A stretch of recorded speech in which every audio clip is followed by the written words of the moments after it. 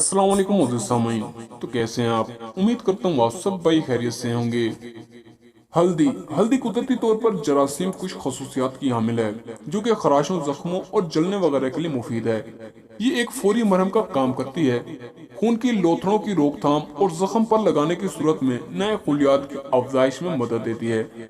چھوت کی بیماری سے تحفظ: طاقتور اینٹی بائیوٹک ہونے کے ساتھ ساتھ ہلدی چھوت کی بیماری جیسے ای کولی کی بھی روک تھام کرتی ہے۔ یہ بیکٹیریا عام طور پر صحت مند انسانوں اور جانوروں کے اندر پایا جاتا ہے، تاہم آلودہ پانی یا گائے کے کچے پکے گوشت کے ذریعے جسم میں داخل ہونے پر شدید انفیکشن، معدے کے درد، الٹیوں، خونی ہیضے اور آنتوں کی اکڑن کا باعث بنتا ہے۔ جگر کی صفائی: ہم روزمرہ کی زندگی میں زیادہ خوراک کھا لیتے ہیں۔ عام طور پر یہ خوراک کھلی فضا، زہریلے مواد، کیمیکلز، کیڑے مار ادویہ، آلودہ پانی، بھاری دھاتوں کی وجہ سے مضر صحت ہو جاتی ہیں۔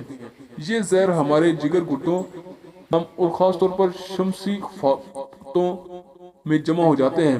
ان زہریلے مواد کا انبار کاربوہائیڈریٹس، پروٹینز اور غذائیت کو ہضم کرنے میں مزاحمت کرتا ہے۔ یہ مواد ہمارے جسم میں آکسیجن کی مقدار بھی کم کرتے ہیں، جس سے ایک تیزابی کیفیت پیدا ہوتی ہے اور ہم امراض کا آسان نشانہ بن جاتے ہیں۔ ہلدی کا استعمال ان زہریلے اثرات کو ختم کرنے میں مدد دیتا ہے، گندا انبار کم کر کے جگر کو ٹھیک رکھتا ہے۔ سوجن میں کمی: ہلدی کا روزانہ استعمال جسم میں سوجن قابو میں رکھنے میں مدد دیتا ہے۔ اس کی زرد رنگت میں موجود اینٹی آکسیڈنٹس جسم کو پہنچنے والے نقصانات کا ازالہ کرتے ہیں اور علامات کا خاتمہ کرتے ہیں۔ تحقیق کے مطابق ہلدی کا موازنہ مختلف ادویہ جیسے موٹرین، بروفین، آئی بروفین اور اسپرین سے کیا جا سکتا ہے۔ ظاہر ہے ان میں قدرتی خصوصیات زیادہ ہوتی ہے اور دواؤں کی طرح زہر یا سائیڈ ایفیکٹ نہیں ہوتے۔ مضر صحت: کولیسٹرول کی روک تھام: ہلدی سادہ چیز ہے، مگر وہ بلڈ شوگر کی سطح متوازن رکھنے، دن بھر میں توانائی کی شرح کو برقرار رکھنے اور بہتر مزاج پیدا کرنے میں مدد دیتی ہے۔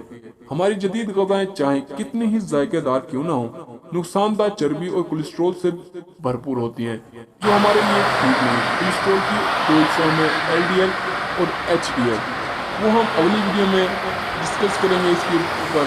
اگر آپ کو ہماری ویڈیو پسند آئی ہو تو ویڈیو کو لائک کریں اور چینل کو سبسکرائب کریں۔ تو ملتے ہیں اگلی ویڈیو میں، تب تک کے لیے اللہ حافظ۔